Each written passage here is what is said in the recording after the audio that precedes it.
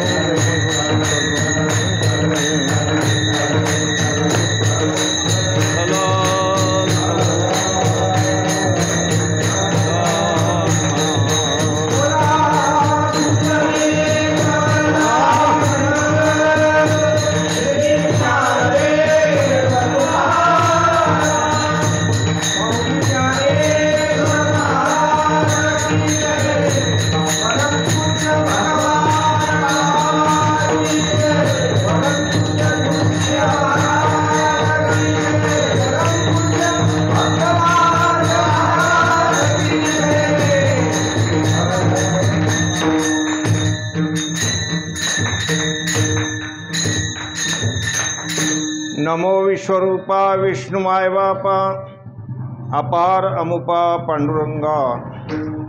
ओम नमो ज्ञानेश्वरा करुणा करा दयाळा, तुमचा अनुग्रह लाधलो पावन झालो चराचरी। शरण शरण एकनाथा पायी माथा ठेविला, नका पाहू गुण दोष झालो दास पायाचा। मंगल भावण मंगल हारी, द्रवऊ सो दशरथ आवीर बिहारी।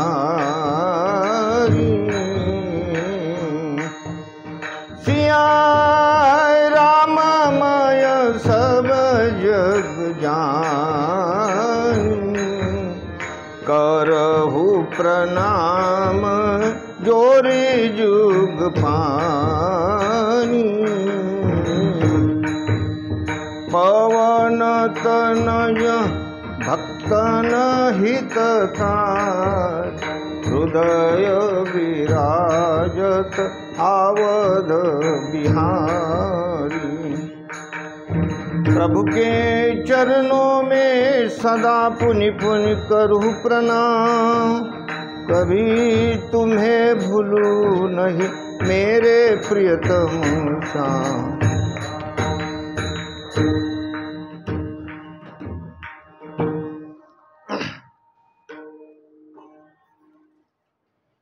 सदा नाम घोष करो हरि कथा, तेने सदा चित्ता समाधान।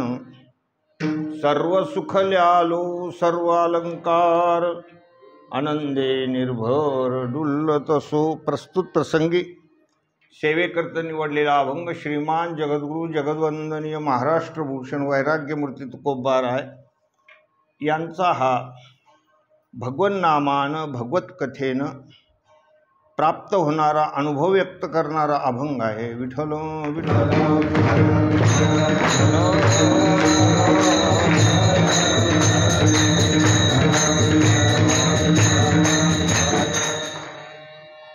ही जी साधना आहे, प्रभूचं नाम आणि प्रभूची कथा, या दोन गोष्टी महाराजांनी यामध्ये सांगितलेल्या आहेत की सदा नाम घोष करू हरी कथा। आणि त्याची फलश्रुती जे त्या या अभंगामध्ये 4 गोष्टी सांगितल्या।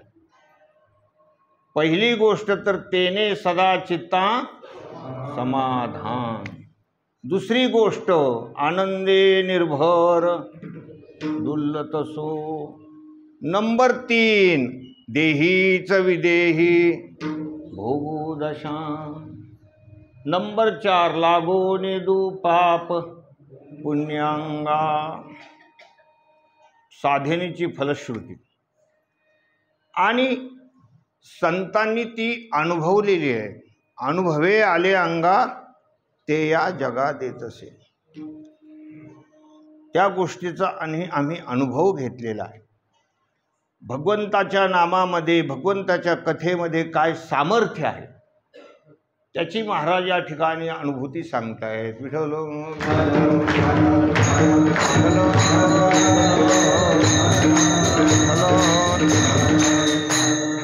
कदाचित आपल्याला पहिल्यांदा शंका येईल की आपण सुद्धा करतो नामस्मरण, आम्ही सुद्धा घेतोय, आम्ही सुद्धा भगवंताच्या कथा ऐकतोय, एकही सप्ताह आम्ही खाली जाऊ देत नाही। कथेला जाऊन बसणार, नामस्मरण करणार। मग तुकोबारायलाच अनुभव प्राप्त झाला ना, आम्हाला तर काही प्राप्त झाला नाही, आम्हाला प्राप्त झाला नाही। त्याचं कारण काय आहे? एखादी साधना त्याची एक मेथड असते, एक पद्धत असते की आपण जी घेतलेली साधना आहे ती कशा पद्धतीनं करायला पाहिजे। तर ते गणित आहे, त्या पद्धतीनं तर ते गणित सुटलं तर उत्तर बरोबर येणार। आपण भगवंताचं नाम घेतो, आपण भगवंताची कथा श्रवण करतो, पण त्याच्यातले काही जे आपल्या ठिकाणी असलेले दोष आहेत ते काही काढत नाही। कीर्तन ऐकून येतो तर कीर्तनकाराला नाव ठेवतो, काय बोलत नाही लोक, असं तसं नाव ठेवत राहतात। आणि तो पहिलाच दोष आहे, सन्निंदा। साधूची निंदा करायची नाही, कथा करणाऱ्याला नाव ठेवतात। हे दोष आपल्याकडून घडत असतात महाराज, हे दोष घडत असतात। त्याच्यामुळे तुकोबारायासारखी अनुभूती आपल्याला कशा प्रकारे मिळूच शकत नाही। पण ती अनुभूती आपल्या जीवनामध्ये यावी, गरज सगळ्याला आहे त्या गोष्टीची, गरज प्रत्येकाला वाटते की तेने सदा चित्ता। समाधान कोणाला असावं नसावं असं कुणाला वाटतं सांगा? प्रत्येकाला असं वाटतं समाधान असावं, पण ज्या पद्धतीनं ती साधना करायची त्या पद्धतीनं जर झाली नाही तर समाधान कसं मिळणार आहे? 10 प्रकारचे ते अपराध आहे त्याच्यामध्ये आपल्याकडून होणारे, सगळ्याकडून होत नसतील। नेहमी श्रवण करणारी मंडळी, नेहमी त्या ठिकाणी साधक अवस्थेतून येणारी जी मंडळी आहे ते कदाचित हे दोष टाळत असतील, पण हे दोष जर घडले तर तशा प्रकारचा अनुभव जीवनामध्ये येत नाही। सन्निंदा सती नाम वैभव कथा, श्रीशेषयोर्भेदधी रश्रद्धा श्रुतिशास्त्र दैशिक गिराम नाम्न्यर्थवाद भ्रमः नामास्तीति निषिद्ध वृत्ति विहित त्यागो हि धर्मांतरैः साम्यम नाम जपे शिवस्य च हरेर नामापराधादश. अशी 10 प्रकारच्या गोष्टी. सन्निंदा, साधू संतांची निंदा होता कामा नये. असती नाम वैभव कथा. अनाधिकारी माणसाकडं आपण आपलं त्या ठिकाणी जे काही आहे ते सांगू नये.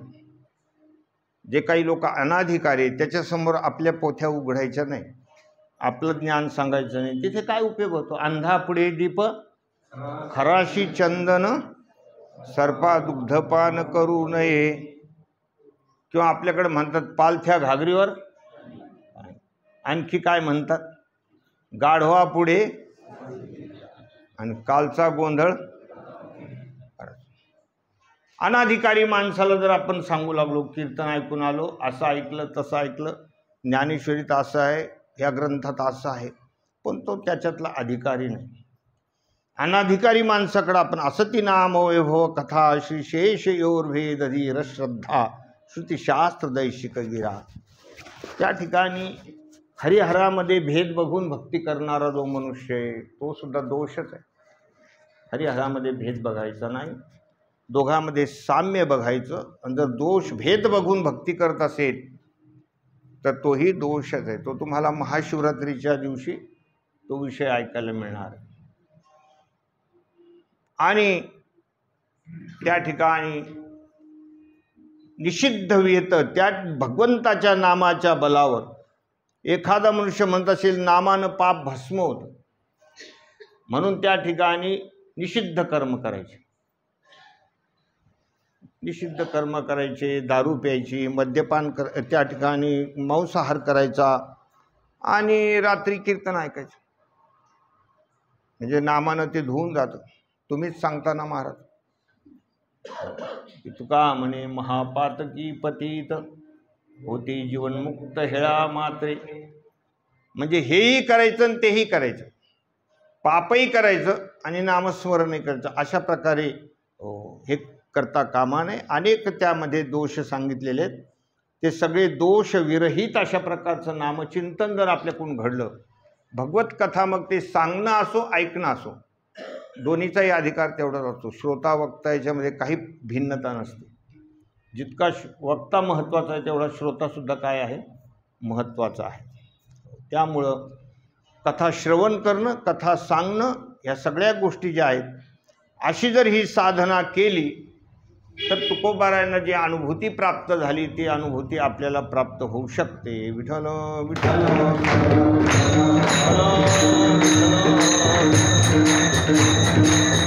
महाराज या ठिकाणी पहिला अनुभव सांगतायत. तेने सदा चित्ता समाधान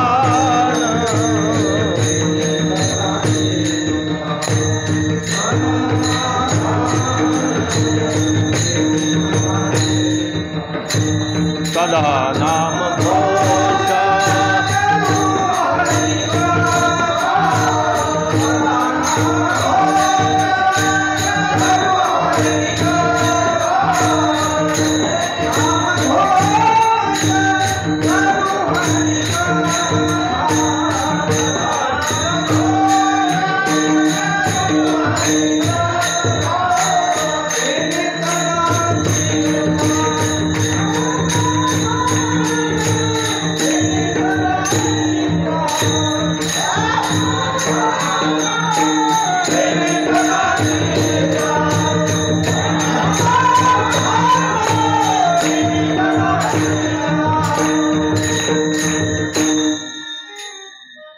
तुकोबाराय पहिल्या कडव्यात सांगतात की तेने सदा चित्ता समाधान. या चित्ताला सदा समाधान प्राप्त होतं. कशानं? भगवंताच्या नामानं, भगवंताच्या कथेनं समाधान प्राप्त होतं. आणि समाधानाची गरज प्रत्येकाला आहे. पण आपण त्या ठिकाणी सुखाला समाधान समजतो, जे विषय सुख आहे. विषय सुखामध्येच माणसं समाधान काय करतात? मानत असतात. विषय त्यालाच समाधान म्हणायचं. की ज्याच्या पुढं दुःख येत नाही, आणि सुख दुःखाच्या पलीकडची ती गोष्ट आहे समाधान. म्हणजे समाधान ही गोष्ट कशी आहे, सुख आणि दुःखाच्या पलीकडची गोष्ट आहे. विषय सुखातून आपल्याला काय वाटतं, समाधान वाटत असतं. आणि कसं काय समाधान राहील सांगा? थोडा वेळ वाटतं, नंतर त्याचा परिणाम थोड्या काळानंतर लगेच त्याचं दुःख. ज्याच्या पुढे दुःख नाही त्याला काय म्हणायचं, समाधान. विषयाच्या सुखामध्ये माणसाला वाटत असतं थोडंसं सुख. मुलगा नेमका लग्नाला आलेला होता आणि स्थळ येत होते त्याला. एक ग्रामीण भागातली मुलगी होती, तिचा फोटो आला मोबाईल स्थळामध्ये. पाहून भलताच सुखी झाला. सुख म्हणतो तुम्हाला, वा वा वा म्हणले, काय सुंदर मुलगी आहे, किती आपल्याला आपलं भाग्य चांगलं आहे, की काय चांगला योग यायच्या मागे. म्हणून तिच्याशी काहीतरी आपण बोलावं. कारण आता हे फोनचं तुम्हाला माहिती, अगोदर जसं हे बरंच काळपर्यंत बोलाबोली नव्हती, पण आता तर लगेच कॉन्टॅक्ट, फोन नंबर वगैरे मिळवला आणि बोलायला सुरुवात केली. हो म्हणले मला खूप फोटो वगैरे बघितला, खूप आवडलं. काय नाव आहे तुझं? म्हणले धुरपता. म्हणजे जे सुख त्याला झालं होतं, एवढी चांगली मिळाली, पहिल्या नाव ऐकल्याबरोबर त्याच्यातलं सुख किती झालं, थोडं. धुरपता.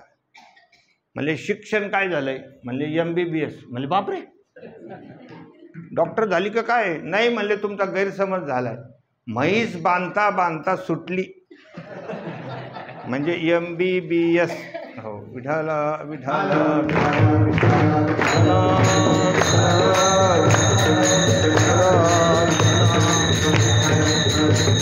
म्हणजे सुख माणसाला वाटतं, पण ते लगेच त्याच्या मागे काय होतं, दुःख. मला एक सांगा, घरामध्ये आपल्याला लाईट फिटिंग वगैरे केलेली असते. आता इथे कसं प्रकाश पडलेला आहे आपल्या घरामध्ये, आधी रात्र झाली की जिकडे इकडे लाईट लागतात, पंखे लागतात, अमुक लागतं, तर कसं वाटतं माणसाला, सुख वाटतं. सुख वाटतं की नाही? पण लाईट बिल आलं, लाईट बिल आल्यानंतर त्याला पाहून काही गुदगुल्या होतात का? बापरे एवढं कसं काय आलं? आता तुम्ही बटनच बंद नाही केलं, एवढं कसं काय आलं? म्हणजे आपल्याला एखादं सुख असं वाटतं की लगेच त्याच्या मागे काय आहे, दुःख आहे, लगेच दुःख आहे. कुठल्याही संसारातलं पंचविषयातले जे जे काही भोग आपण घेत असतो, ते भोगे रोगा जोडून या ज्याला म्हणतात. भोग आहे तर त्याच्या मागे नाना प्रकारचे रोग, नाना प्रकारचे दुःख त्याच्या मागे आहेच. पण माणसं त्यालाच काय समजत असतात, समाधान समजत असतात. आपलं जीवन समाधानी झालं असं माणसं म्हणतात. काही कमी नाही राहिली आपल्याला, काही कमी नाही राहिली. बर, आणि तुमचं ते पोरग तिकडं का राहतं? हा तेवढं आहे, तेवढं आहे. ते आमचं बऱ्याच दिवसापासून बनत नाही दोघात. म्हणजे याचा काय अर्थ होतो, माणूस फक्त बोलत असतो. या विषयाच्या भोगातून मिळणारं जे आहे त्या खरं तर समाधान ते मानव सुखी संतोषान यावे, दुःखी विषादान भजावे. वा, बरोबर. कोणत्या श्लोकावर नाही सांगता येणार ना? सुख दुःखे समे कृत्वा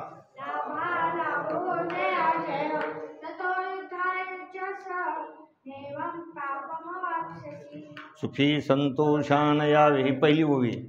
हां, सुखी संतोषान यावे, दुःखी विषादान भजावे, आणि लाभालाभ न मानावे मना लाभालाभ न धरावे मना माझी. हे समाधान. त्या माणसाला खऱ्या अर्थानं समाधान मिळालं असं होतं. एखादी गोष्ट आपल्याला मिळाली तर ते त्याच्यात हुरळून जात नाही, हुरळून जात नाही. सुखी संतोषान यावे, दुःखी विषादान भजावे. एखादा दुःखाचा प्रसंग आला की लगेच मनुष्य काय करतात, लगेच त्याचे चेहरे सांगतात. चेहरा काय पडतो कुठल्याही दुःखाचा प्रसंग असला की, अशा प्रकारची त्याची स्थिती होते. आणि लाभालाभ न धरावे मना माझी. लाभ असो अलाभ असो, काहीही असो, सुखाचा प्रसंग दुःखाचा प्रसंग, पण चेहऱ्यावरचा जो आनंद आहे तो कमी होत नाही.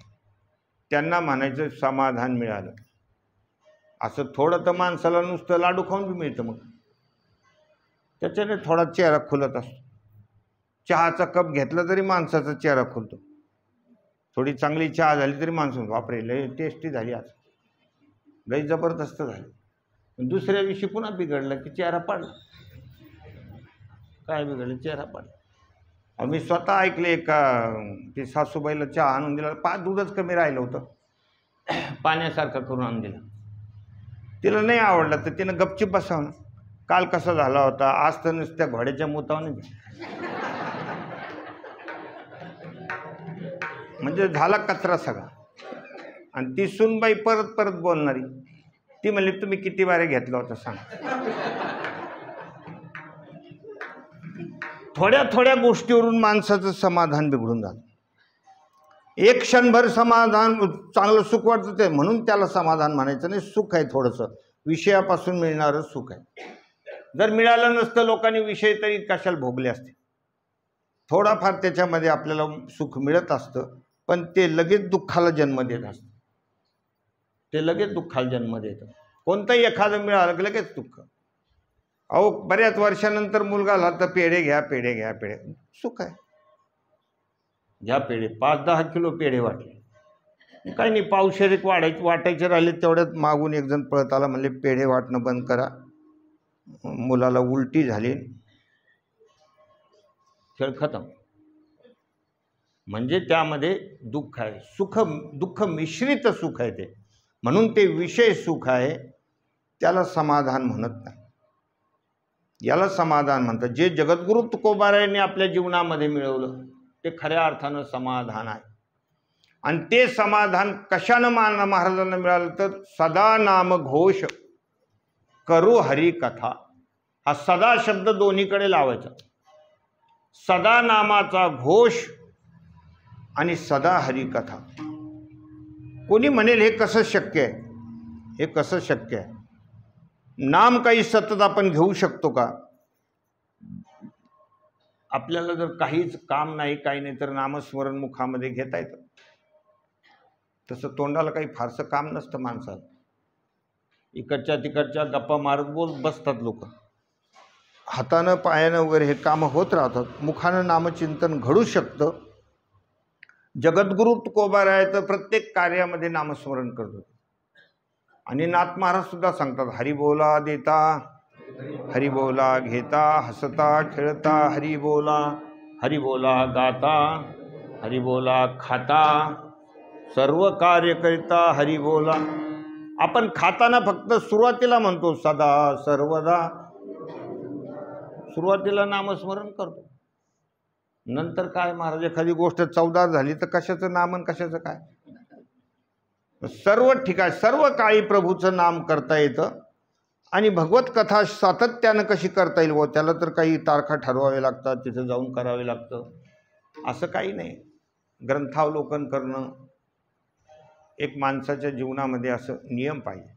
मी सांगतो, मी आता किती वर्षापासून कीर्तन कथा वगैरे जर सांगत असेल, पण माझी रोज कीर्तन रोज कथा असते, रोज असतं. त्याला काय, ते काही असं एखाद्याने तारीख घ्यायची, मग तिथे जायचं, फेटा बांधायचा आणि कीर्तन करायचं, याला थोडं कीर्तन म्हणतात.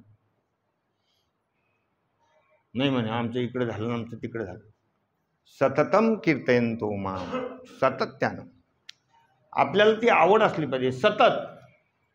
सतत कथा. आपण ग्रंथावलोकन केलं ते काही 10-5 लोकांना नाही सांगायचं म्हणजेच कथा आहे का? त्याला कथा म्हणतात का सांगा तुम्ही? आपण त्याचं अवलोकन करायचं. त्याच्याकरता आपण जर काळ देत गेलं तर ती रोजच कथा आहे. जगद्गुरु तुकोबाराच्या काही अशा कथा थोडंच होत्या कुठे. ते म्हणतात आम्ही सदा कथा करतो. महाराजांच्या कुठं कथा होत्या अशा. कीर्तन वगैरे महाराज करायचे, कीर्तन करायचे, पण तुकोबारायांची अशी भागवत कथा होती, रामकथा होती, असं काही आपलं चरित्रामध्ये आपण ऐकलेलं नाही. कथा म्हणजे हीच आहे, प्रभूचं चिंतन, प्रभूचे गुणानुवाद सातत्यानं गात राहणं. सातत्याला फार मोठं महत्त्व आहे. सदा नामन सदा कथा हे असलं तर सदा समाधान. समाधान कधी मधी नाही. कधी मधी तुम्ही नामस्मरण कराल तर त्याच्यानं कसं समाधान प्राप्त होणार आहे सांगा तुम्ही. पुन्हा नामघोष सांगितलेला आहे. नामघोष, घोष म्हणजे जय जयकार. माझ्या विठोबाचे नाम अट्टाहासे उच्चारा, करा जय जयकार.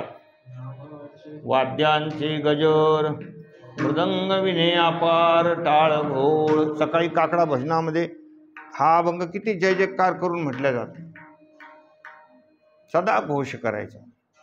आणि त्याच्यामध्ये फार मोठं फल आहे. भगवंताचं नाम घेणं, भगवंताच्या नामाचा घोष करणं.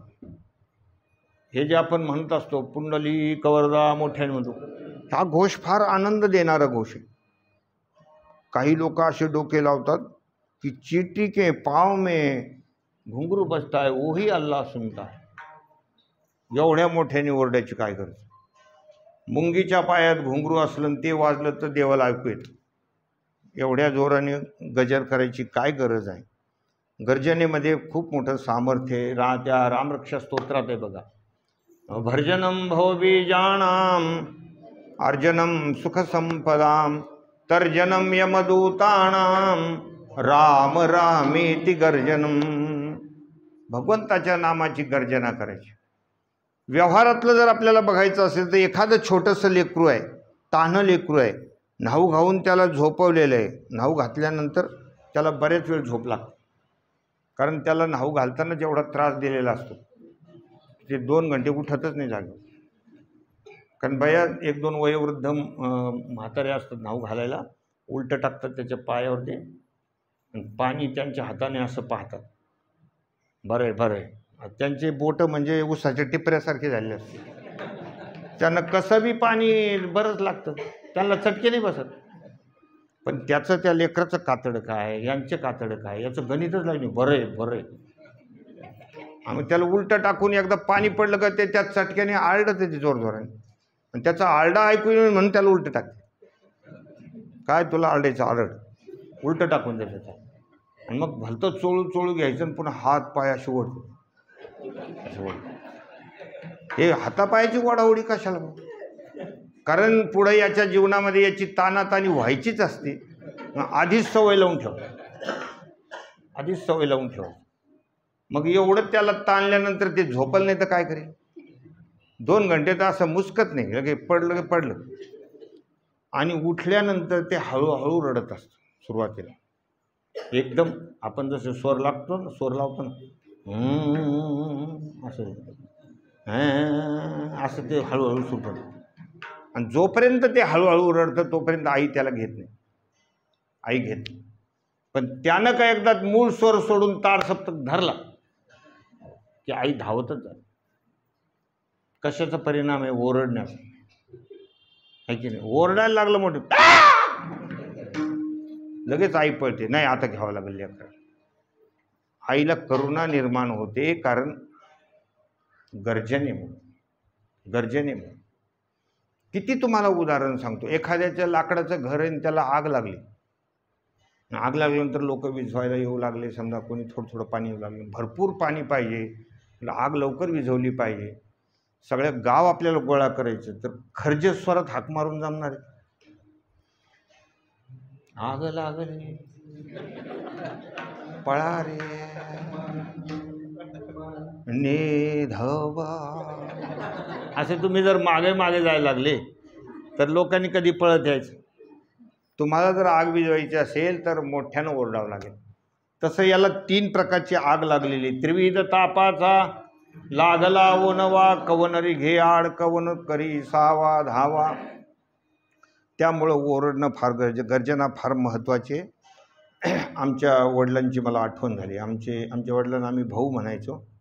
ते एक दृष्टांत सांगायचे, मोठा गमतीदार दृष्टांत असायचा त्यांच्या कीर्तनामध्ये, की गर्जनेमध्ये किती मोठं सामर्थ्य आहे.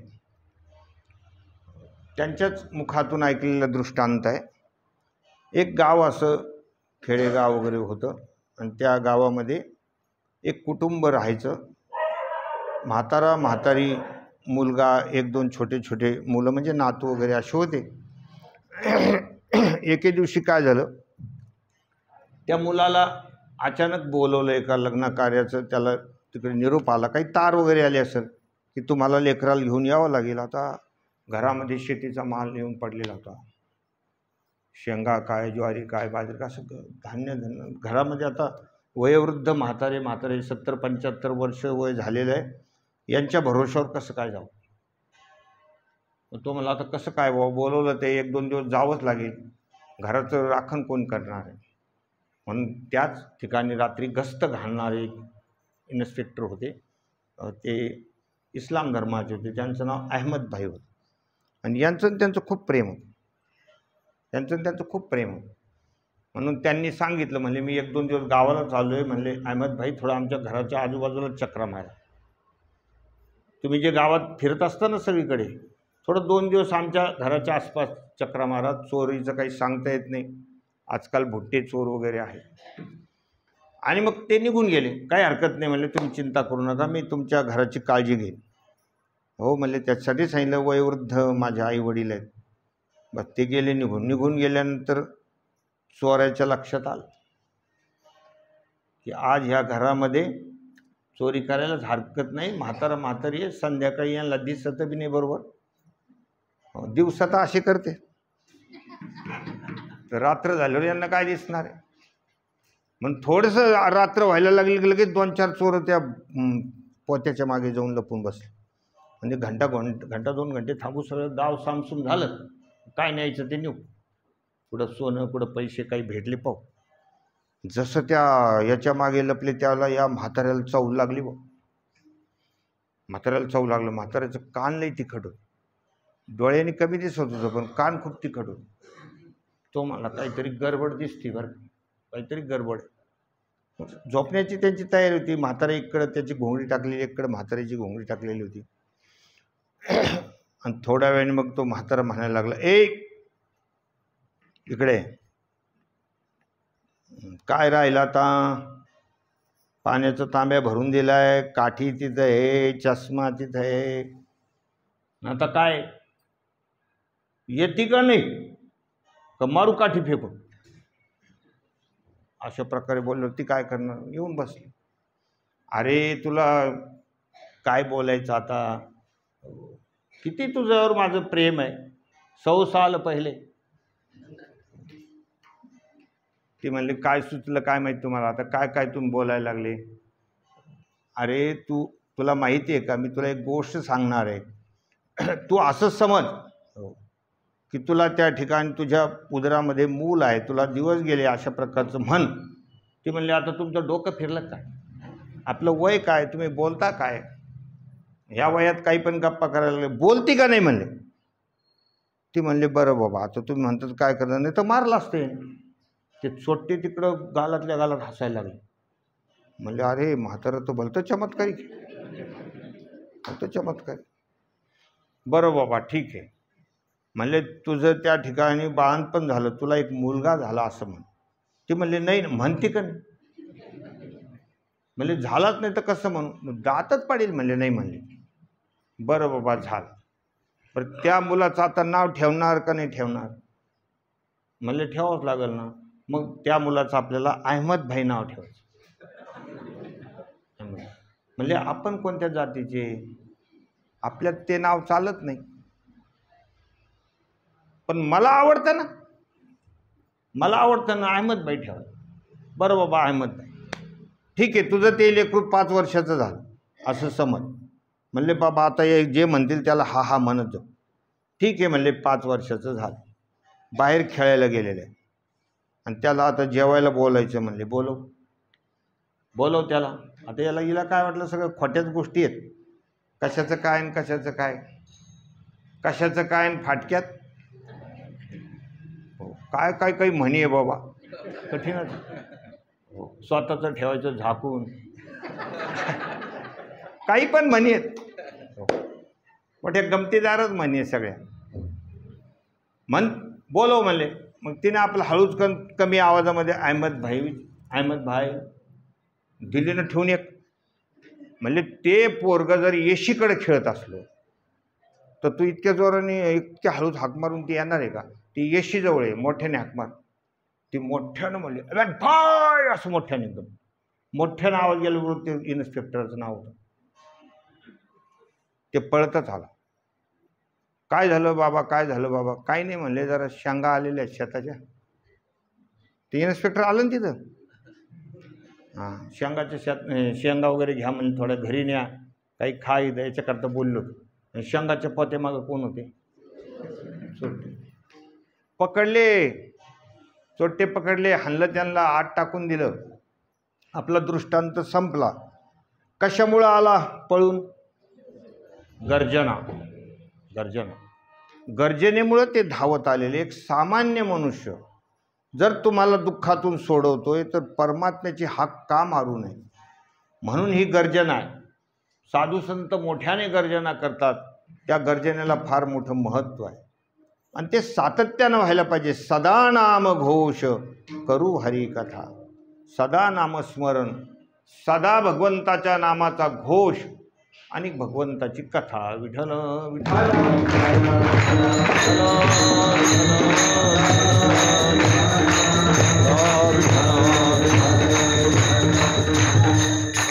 भगवंताची कथा. मग जे जे भगवंतानं अवतार घेतलेले आहेत, विशेष करून भगवान रामचंद्र प्रभूची कथा आहे, कृष्ण कथा आहे, श्रीमद भागवत ग्रंथ आहे. आता कथा खूप होऊ लागलेल्या आहेत. अनेक पुराणाच्या कथा होऊ लागलेल्या आहेत. 18 पुराणं लोक सांगू लागले कथा. आता पुन्हा एक नाविन्यानं काय, कोणती कथा येतात? शिवपुराण. शिवपुराण फार कमी होतं अगोदर. खूप कोणीतरी एखादा महात्मा सांगायचं शिवपुराण, आणि या दूरदर्शनवर सुद्धा फार कमी प्रमाणात होतं. पण आता तर कोणी पण सांगू लागलं. काही गोष्टी त्याच्यामध्ये सांगतात, त्या काही त्याच्यातले ताडगे तोडगे वगैरे अशा गोष्टी आहेत. आणि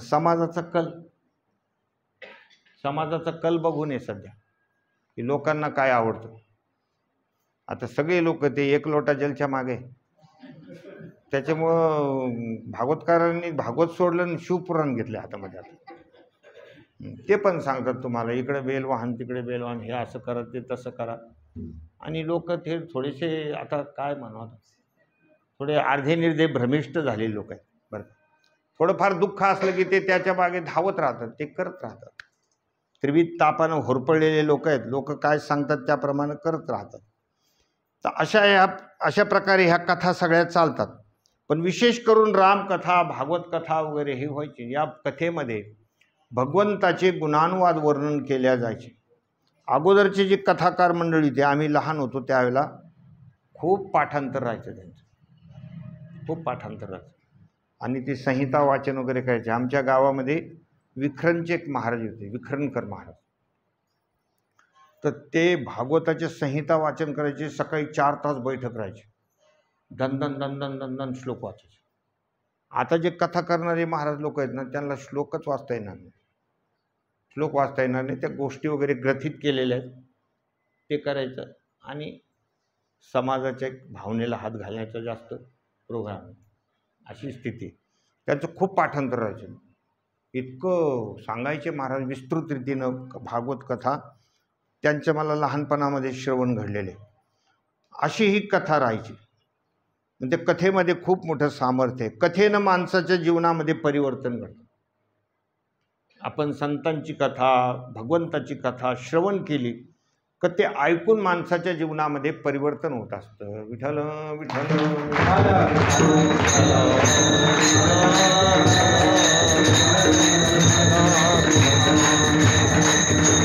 तुकोबाराय आपल्या जीवनामध्ये अनुभूती सांगतायत की सदा नाम घोष करू हरिकथा. भगवंताचं नाम सातत्यानं आपल्याकडून घेतल्या गेलं पाहिजे. त्याची आवड निर्माण झाली पाहिजे, तिची रुची निर्माण झाली पाहिजे. कधी आवड निर्माण होणार? तुम्ही जर घेत राहिले तर. कधी मध्ये नाही. काही गावाला म्हणतात, आमच्या गावामध्ये गुरुवारी भजन आहे. फक्त आमच्या गावामध्ये गुरुवारी भजन असतं. मग बाकीचे वार काही भूताचे आहेत का? एकच गुरुवार देवाचा आहे. एक दिवस कुठला तरी ठरलेला असतो भजन करायचं, पण सतत घ्यायला पाहिजे. मुखानं सातत्यानं ही चाललं. जिव्हे गोड 3 अक्षरांचा अमृत तयास फिके पुढे. असं सदा नाम घोष करू हरिकथा, तेने सदा चित्ता समाधान. जे जगद्गुरु तुकोबाला समाधान प्राप्त झालेलं आहे, मी अगोदर सांगितलं, समाधान म्हणजे सुखदुःखातीत अवस्था आहे. समाधान याचा अर्थ सुखदुःखातीत अवस्था आहे, की त्यांचं मन हे छोट्याशा याच्यानं एखाद्या विषय भोगानं हुरळूनही जात नाही आणि एखादा दुःखाचा प्रसंग आला तर ते दुःखी होत नाही. म्हणून संतांच्या जीवनामध्ये तुम्ही थोडं अवलोकन करून बघा, जगद्गुरु तुकोबारायांच्या जीवनामध्ये जे काही हेलकावे बसले ते त्याच्यानं दुःखी झाले नाही. नाहीतर तुकोबाराय अगोदर श्रीमंत होते, मोठं घराणं होतं, ते चांगलं घराणं होतं. तुकोबाराय एक सावकार सारखं काम होतं त्यांचं. परंतु दुष्काळ परिस्थितीमध्ये गोरगरिबी लोकांना वाटून दिलं आणि नंतर त्यांच्याकडे ते पैसा कमी झाला, पण त्याचंही त्यांना खंत नव्हती, त्याचीही खंत नव्हती. दुष्काळे आटिले द्रव्य नेला मान, त्रिएकी अन्नान्न करिता मेली. काय काय प्रसंग तुकोबाराच्या जीवनामध्ये आले तरी सुद्धा ते दुःखी झाले नाही. अनेकांनी त्यांचा छळ केला तरी सुद्धा दुःखी झाले नाही.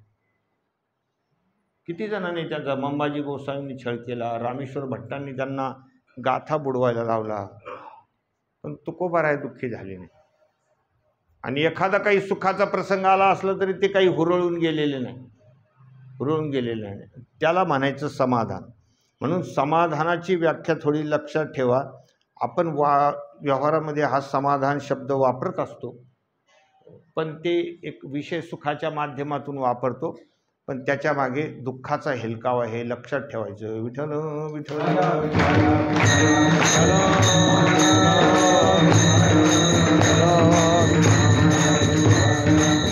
ही पहिली गोष्ट महाराज सांगतायत की या नामघोषानं आणि कथेनंही आम्हाला मिळालं. पहिलं ते काय मिळालं? समाधान मिळालं. दुसरी गोष्ट, त्या नामाच्या बलावर आम्ही अगदी आनंदे निर्भर, हे दुसऱ्या कडव्यामध्ये वर्णन केलं.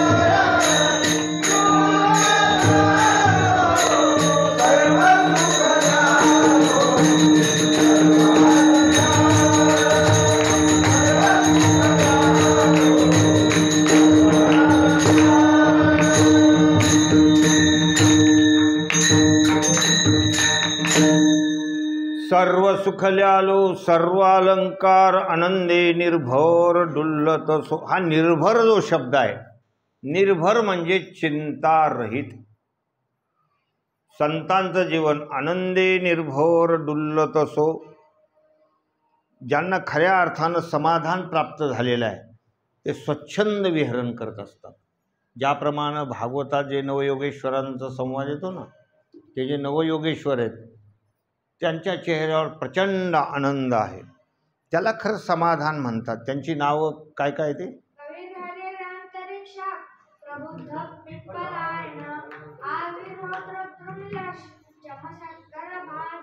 असे हे जे नवयोगेश्वर आहेत, एकनाथी भागवतामध्ये जनक राजांचा आणि त्यांचा संवाद. तर हे वृषभदेवाची मुलं. वृषभदेवाला 100 मुलं झाली. त्याच्यातले पहिले जे मोठे होते भरत राजा, त्याच्यानंतर 9 जे आहेत ते 9 खंडाधिपती झाले. 81 मुलं. कर्मकांडाचं त्यांनी विस्तार केला, लिहिलं. आणि हे जे 9 योगेश्वर, कवी हरिर अंतरिक्ष प्रबुद्ध पिप्पला आहे ना, आपण एकनाथी भागवतामध्ये हे सगळं पाहिलेलं आहे. पण ते ज्या वेळेला जनक राजाच्या यज्ञामध्ये आले तर असं सूर्योदय झाला की काय असं, कारण त्यांना खरं अर्थानं समाधान मिळाले. कुठलाच विषय भोग नसताना चेहऱ्यावर असलेला आनंद ते समाधान. पण आपल्याला जे सुख समाधान वाटत असतं ते विषयाच्या भोगाशिवाय. थोडंसं काही मिळालं तर आपला चेहरा उकलतो, काही मिळालं तर चेहरा उकलतो. ताटात शिरा दिसला तर माणसाचं लगेच चेहरा सदा सर्वदा योग तुझा घडाव असा चेहरा उकलतो. काही मिळालं तर चेहरा उकलतो, नाही मिळालं तर. कोणी चांगलं बोललं तर चेहरा प्रसन्न होतो, कोणी आपल्याविषयी वाईट बोललं. अशी स्थिती. म्हणजे थेंबे विरे वारे नि शोखेची खलू जैसा.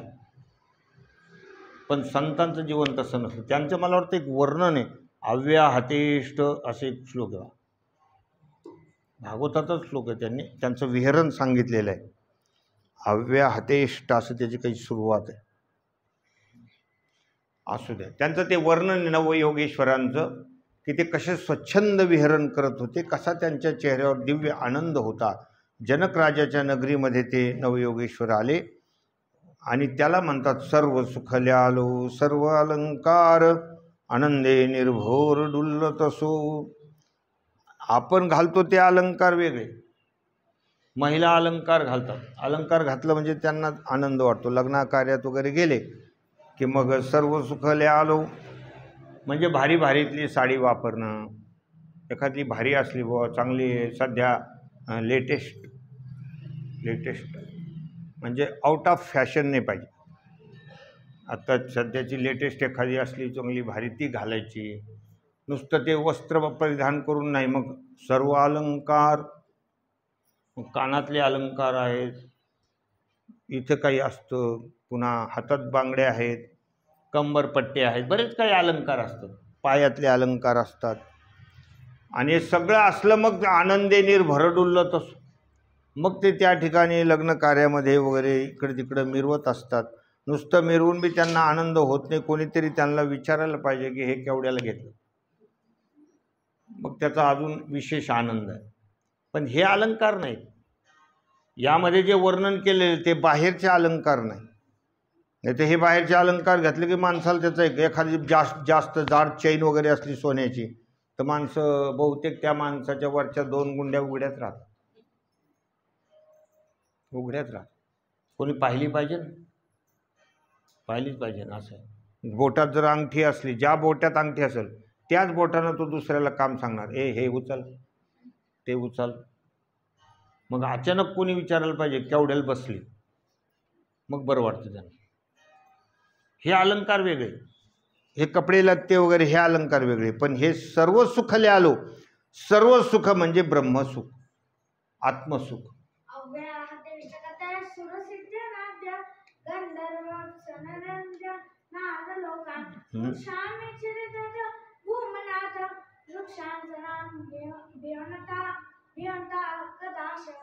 बरोबर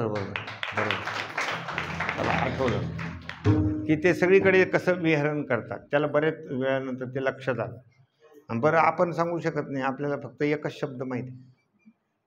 मला एकच शब्द येतो फक्त, म्हणजे सुरुवात कशी करून द्यायची. काही माणसंच असतं ना, जसं आता पहिले विणा घेऊन सुरुवात करून द्यायची, नंतर मग म्हणजे भिडून द्यायचं थोडक्यात. मग अशा प्रकारची सुरुवात करून देतो आम्ही. पण त्याला बरोबर आठवलं तेच जे आहे ते सगळं. तर आता हे सर्व सुखले आलो म्हणजे ब्रह्मानंद, ब्रह्मसुख ते चेहऱ्यावर उमटतं आतलं. यम लब्धा पुमान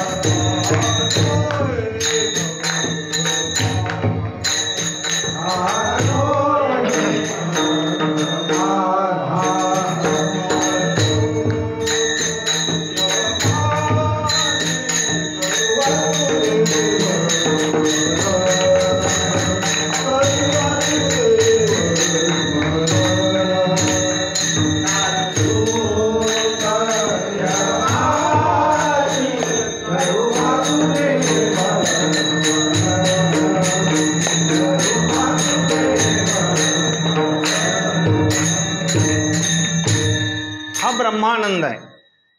ब्रह्मानंदे लागली टाळी, ते एक महाराज त्यांचं वेगळंच असतं. म्हणून बघा महात्मा पुरुषांचं तेज वेगळं असतं. आमच्या इथे उदावंत वहिनी आलेले, त्यांच्याकडे परमपूजा आदरणीय अंमळनेरकर महाराज येतात.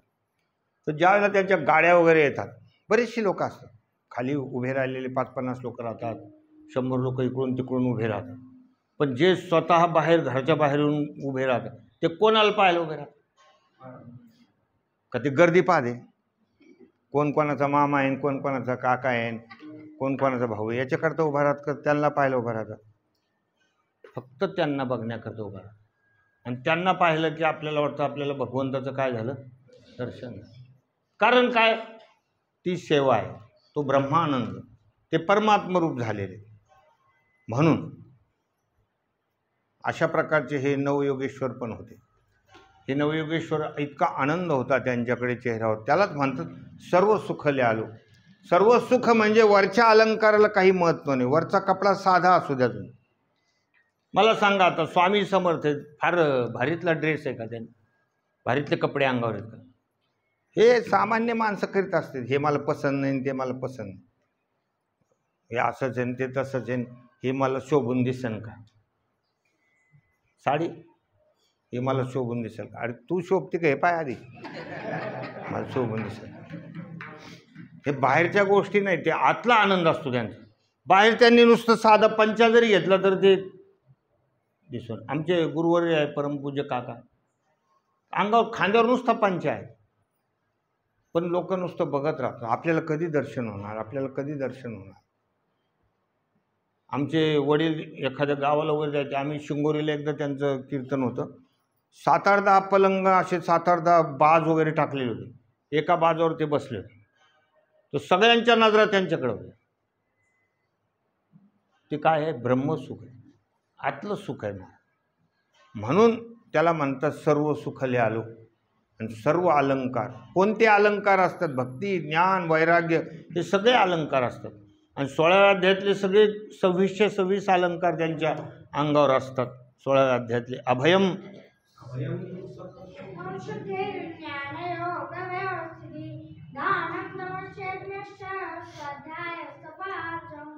अहिंसा, सत्यम, क्रोधस,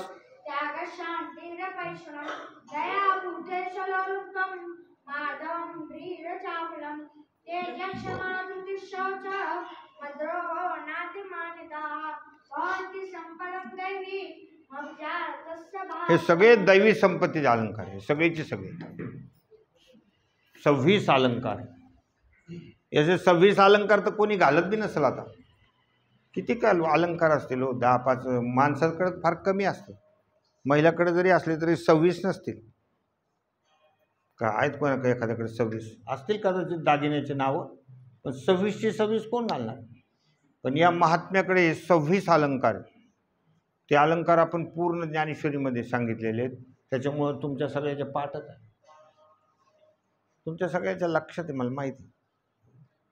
एवढे सगळे अलंकार त्यांच्या अंगावर, अहिंसा, समता, हो, अभयम, सत्वसंशुद्धी, ज्ञान, योग व्यवस्थिती, दानम, दमश्च, यज्ञश्च, सगळे अलंकार असतात. पण सर्व सुखले आलो, सर्व अलंकार आनंदे निर्भर डुल्लत सो, ब्रह्मानंद प्राप्त झालेला आहे. निर्भर म्हणजे निश्चिंत जीवन, निश्चिंत जीवन.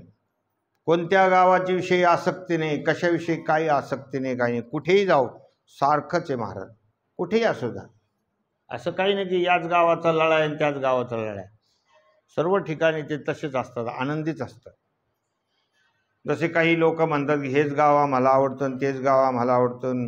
बऱ्याचशा लोकांना इतर ठिकाणी आवडत नाही. बरेचसे लोक संध्याकाळ झाली की घरात आल्याशिवाय बरं वाटत नाही त्यांना, दुसरीकडे मुक्काम करीत नाहीत.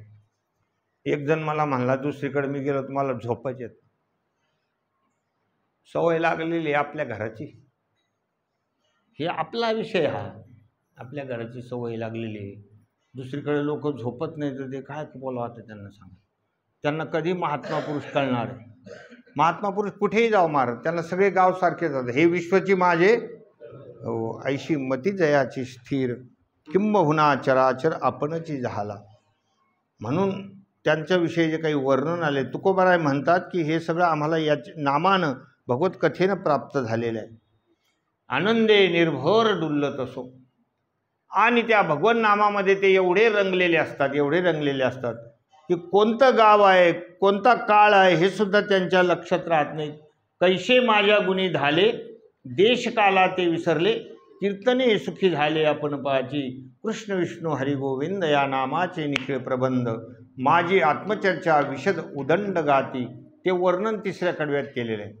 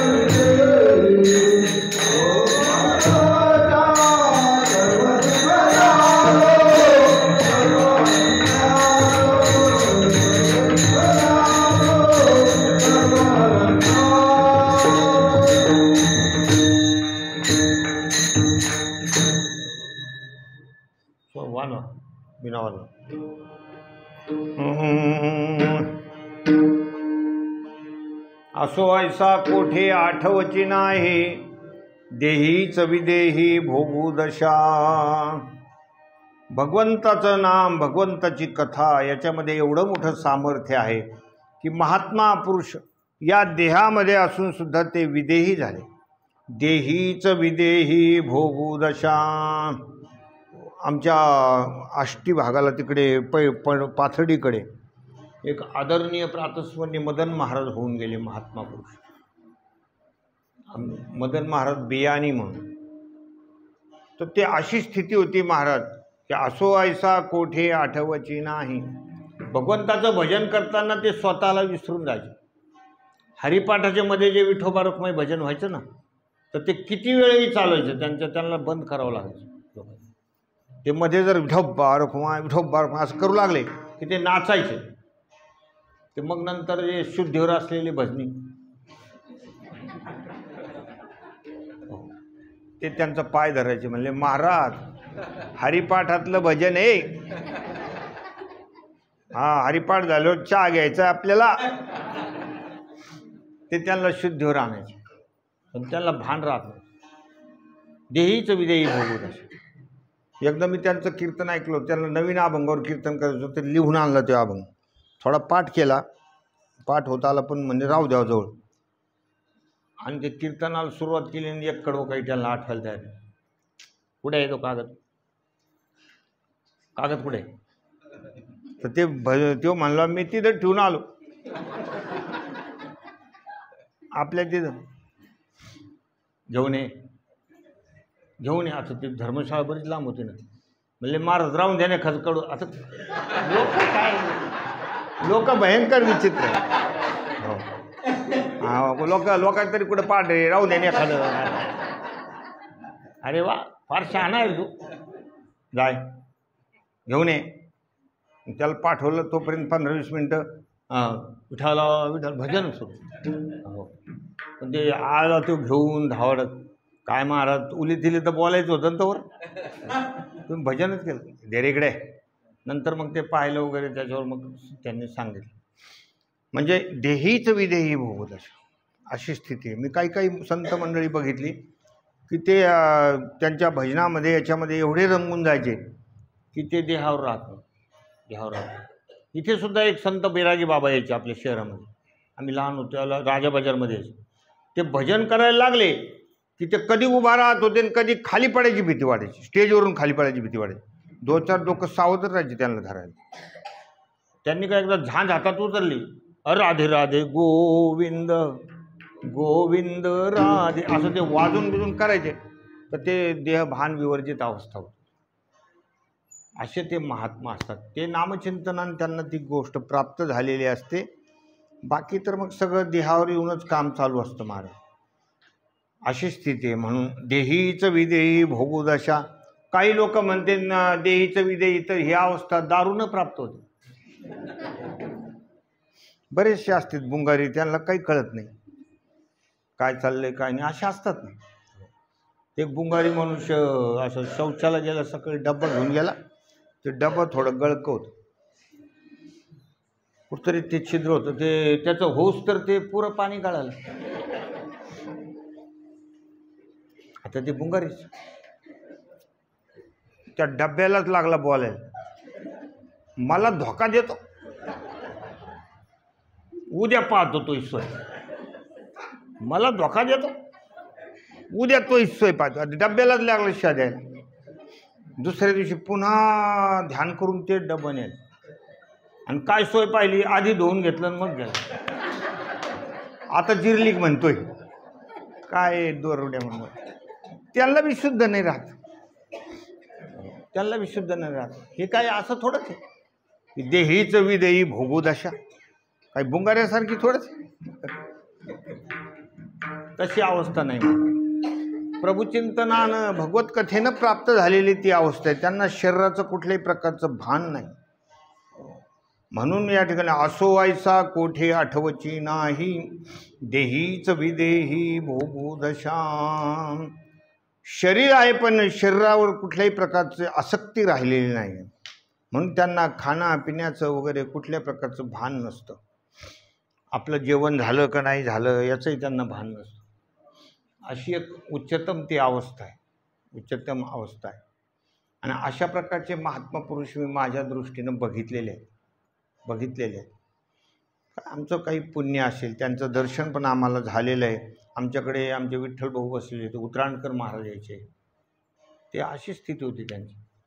उतराणकर महाराज ते कीर्तनामध्ये याच्यामध्ये खूप रंगून जायचे. एकदा ते चाल म्हणायला लागले ना, किती वेळ चाल चालेल त्याचं काही सांगता येणार नाही, अशी महाराजांची अवस्था होती. आणि ते प्रत्यक्ष परमात्मा रूपच झालेले होते.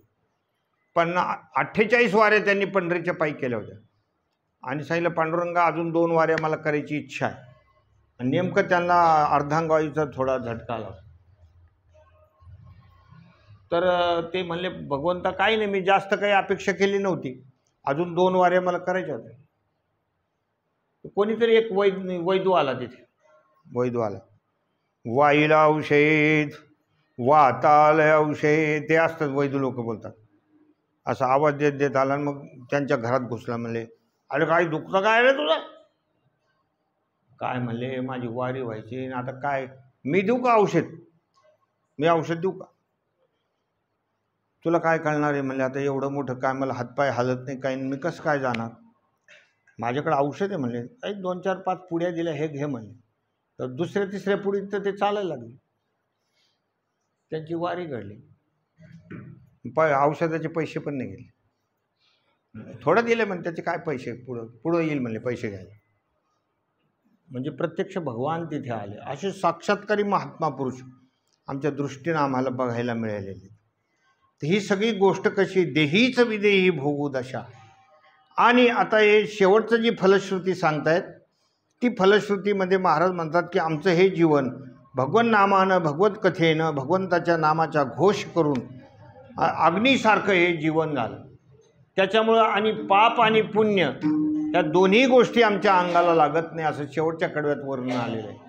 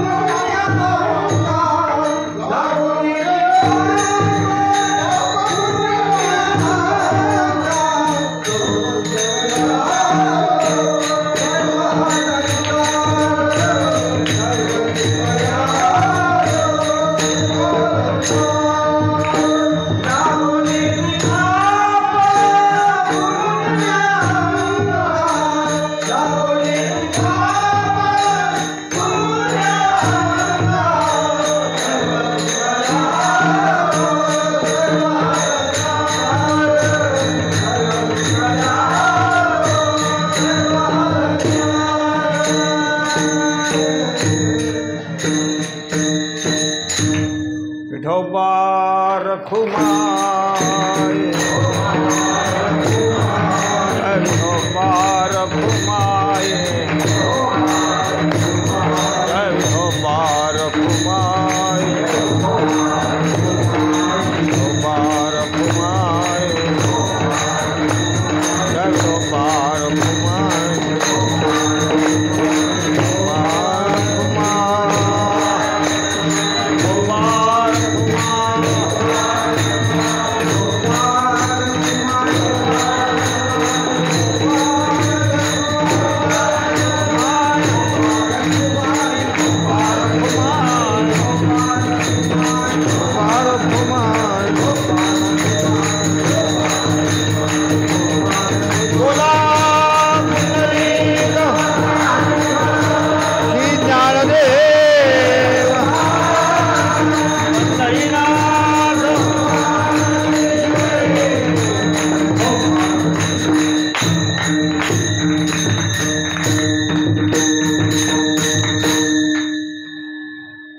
सदा नाम घोष करो हरि कथा तेने सदा चित्ता समाधान. हे फार महत्त्वाचं कडवं आहे की सदा नाम घोष सदा चित्ता समाधान. कदा कदा तर कदा कदा, सदा तर सदा, सरळ सरळ त्याचा अर्थ आहे. सर्व सुख ल्यालो सर्व अलंकार आनंदे निर्भर डुल्लत सो निश्चिंत जीवन तुझे संगती झाली अमुची निश्चिंती नाही देखिले ते मिळे भोग सुखाचे सोहळे. अशा प्रकारचं निश्चिंत जीवन होतं. निर्भर दुल्लत असो असो ऐसा कोठे आठवची नाही देहीच विदेही भोगू दशा. देही विदेही अवस्था प्राप्त होते. शरीरावर कुठल्या प्रकारची आसक्ती नाही आहे आणि भगवन्मय झालेलं ते जीवन आहे. मग त्याचं तेज, त्याचा जो काही सगळ्या क्रिया ज्या आहेत त्या सगळ्याला आनंद देणारे असतात. असे ते महात्मा पुरुष आहे. सगळे महात्मा पुरुषांचेच विचार येते, त्यांचेच हे लक्षण आहे. तुका म्हणे आम्ही झालो अग्निरूप लागोने देऊ पाप पुण्यांगा. कसं आहे, जीवनामध्ये आपल्याकडून पाप आणि पुण्य घडतच असतं. आपले कामं कर्म चालू असतात, कधी पाप कधी पुण्य कधी पाप. काही नजर चुकीनं पाप होतात, चालता चालता किडे मुंगे मरून जातात, नजर चुकीनं पाप होतं, आहे की नाही. छोट्या मोठ्या गोष्टी होतच असतात. घरामध्ये आता काही झुरळ झाले, काही झाले, लोक ते फवारीत राहतात. आपण म्हणतो कोणाही जीवाचा न घडो मत्सर वर्म सर्वेश्वर पूजनाचे. एखाद्या मांजरीने जर उंदीर धरला तर माणसाला आनंद होतो का दुःख होतं? त्यावेळेला कोणी म्हणाल का कोणाही जीवाचा न घडो मत्सर. बराप पकडला, बराप पकडला. हो, उंदीर मार, ढेकून मार, अनेक गोष्टी होतात. कधी कधी दूध विकणारे लोक पाणी टाकू टाकू विकत, आधा दूध आधा पाणी जादा डाले तो बेमानी. असं हे सगळं कमी जास्त पाप पुण्य हे घडतच असतं. आपल्या कर्मामध्ये सगळंच काही आपल्याकडून पुण्य होत नाही, सगळंच काही पाप होत नाही. जरी एखादा मनुष्य म्हणत असला की मन चंगा तो काठून पे गंगा. माणसाने कसं निर्मळ वागायला पाहिजे, त्याला म्हणते माणूस. अरे तो हे पण कुठाने आम्हाला माहिती आहे, लई जास्त शहाण्या गोष्टी नको करू. हे होतच राहतं, पाप पुण्य वगैरे कर्म होत राहतं. पण हे लागोने दे पाप पुण्य अंगा म्हणजे कसं की आम्हाला पुण्यही लागत नाही पापही लागत नाही. महात्मा पुरुषाकडून एखादी अशी गोष्ट घडू शकते, एखादी पुण्याची गोष्ट घडू शकते, कधी नजर चुकीने एखादं पापही घडू शकतं, त्याचं काय सांगता येतं. पण पापही लागत नाही पुण्यही लागत नाही, ही काय भानगड आहे? मग ते जातं कुठं? हे जे सदा नाम घोष सदा हरिकथा करणारे महात्मा पुरुष आहेत, यांच्याकडून एखादी पुण्याची गोष्ट घडली तर ती जातं कुठं ते पुण्य मग? आणि पाप कुठं जातं? कुठं ना कुठं तर जात असेल ना. यांना लागत नाही तर कुठंतरी जात असेल ना. ते एखादी गोष्ट आपण स्वीकारली नाही समजा, ते कुठं ना कुठं तरी जातच असेल ना ती गोष्ट. मग ते कुठं जातं? ते कुठं जातं ते सांगतो की जे त्या अशा प्रकारच्या महात्म्याचे नाव घेतात तिथं ते त्यांनी केलेलं पुण्य तिथं जातं. त्यांना पुण्याची गरज राहत नाही महात्मा पुरुषाला. म्हणून पुण्यवंत व्हावे घेता सज्जनाची नावे ने घे माझी वाचा तुटी महालाभ भुका. साधू संतांचे जे नामस्मरण करतात तिकडे ते पुण्य त्यांच्याकडे जाऊन जातं, आणि जे साधू संतांची निंदा करतात तिथे ते पाप जाते. म्हणजे दोघांची सोय आपल्याला लावाच लागलं बहुत, ज्यांच्याकडं नाही येत म्हणजे याचा अर्थ ते जातं कुठं. मग हे असंच काही काही माणसाला साधू संतांची निंदा करायची जी सवय लागलेली असते, हॅबिट अशी काहीला असतेच, त्यांना ते केल्याशिवाय करमत नाही. असे काही लोक आहेत, आणि त्यातले त्यात संप्रदायात जास्त आहेत. म्हणून कधी कधी पूजनीय राऊत महाराज म्हणत असतात की तुकोबरायाने जास्त अभंग महाराज लोकांकरता लिहिलेले, इतर लोकांकरता फार कमी आहेत, पण महाराज लोकांवर जास्त अभंग आहेत. विठ्ठल विठ्ठल.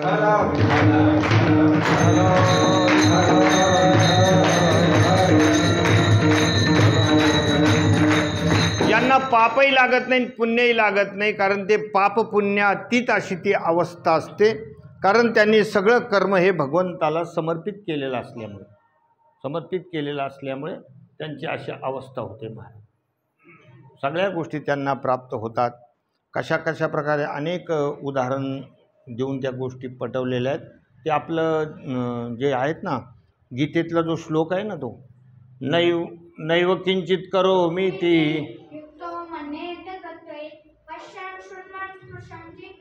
नश्नन गच्छन स्वपन श्वसन प्रलपन विसृजन गृह्णन इंद्रियार्थेषु वर्तन्त इति. म्हणजे सगळे कर्म त्यांच्याकडून घडत राहतात, पण त्याच्यापासून पाप पुण्य जी निर्मिती होते ती त्यांना लागत नाही. अशा प्रकारे, कारण ते देहीचं विधेयी अवस्था असते. जे त्या 13व्या अध्यायातला जो श्लोक आहे, देहंच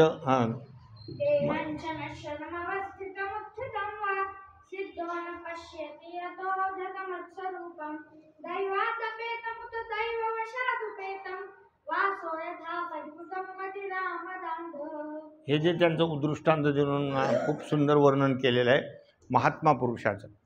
त्यांची ही देहीचं विधेयी अवस्था कशी असते, पाप पुण्य त्यांना कसं लागत नाही, ह्या सगळ्या गोष्टी महात्मा पुरुषांच्या वर्णनाच्या आहेत. आणि ते केवळ साधना आहे, नामघोषण हरिकथा.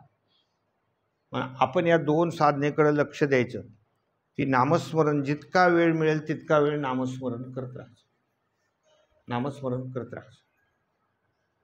हातानं कामं करत राहायचे. पुरुष असो महिला असो कोणी असो, काम आपल्या कर्म जे वाट्याला आलेलं आहे ते करत राहायचं.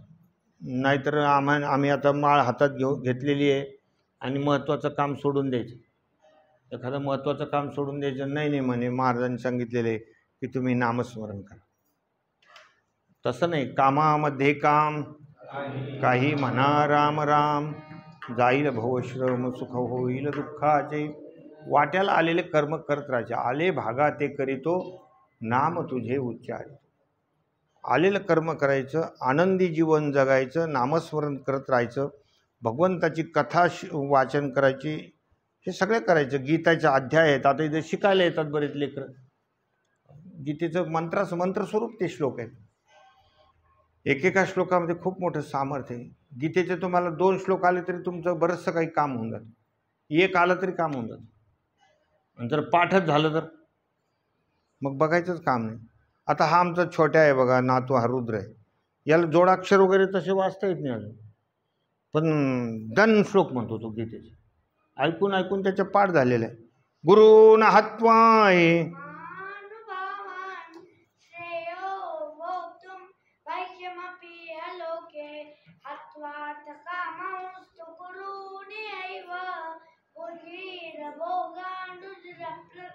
हे असं पाठ झालेलं आहे ऐकून. आणि ते तुम्हाला परिस्थिती त्याच्याकडे एखादं पुस्तक द्या, त्याला जोडाक्षर वगैरे अजून जमत नाही एवढे. जोडाक्षराला थोडं असं पाहत राहतो, ते जोडीत राहतो त्याला, असं जोडीत राहतो काय असेल. पण गीतेचे श्लोक त्याच्याकडे, गीतेचे जेवढे आज श्लोक पाठ झालेले आहेत ना, ते त्याच्याकडे दिले की सन सन सन सन वाचतो. आपल्याला असं वाटेल बा याला कसं काय वाचता येतं, नाही त्याचं ते पाठ झालेलं आहे. वाचता येतं. तो म्हणतो पहिला शब्द म्हणला की मी पुढं लगेच दणकन म्हणून देतो, कुठलाही शब्द म्हटला की लगेच सुरू करतो. तर हे फार मोठं सामर्थ्य. ह्या गोष्टी आपण जीवनामध्ये करत राहायच्या, त्याच्यानं आपल्याला खऱ्या अर्थानं समाधान मिळेल. या सगळ्या अवस्था आपल्याला प्राप्त होतील. सर्व सुख काय आहे, सर्व अलंकार काय आहे, हे सगळं आपल्याला मिळेल. भगवंताची कृपा होईल. या सगळ्या गोष्टी आपण जर सातत्यानं करत राहिलो तर. ज्ञानेश्वर माऊली